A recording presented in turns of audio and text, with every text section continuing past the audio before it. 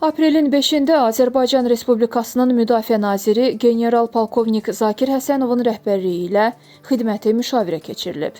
Bu barədə Müdafiə Nazirliyi məlumat yayıb. Müdafiə naziri bölmələrin xidməti döyüş fəaliyyətlərinin təkmilləşdirilməsi, eləcə də döyüş qabiliyyətinin daha da artırılması ilə bağlı Ali Baş Komandanın ordu qarşısında qoyduğu tapşırıqları müşavirə iştirakçılarına çatdırıb.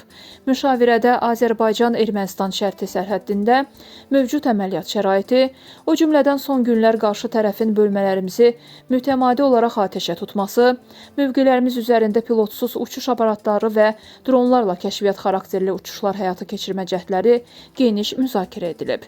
Nazir, Azərbaycan ordusu bölmələrinin hər an istənilən təxribata qarşı çevik reaksiya verməyə hazır olması barədə aidiyyatı vəzifəli şəxslər qarşısında konkret tapşırıqlar qoyub.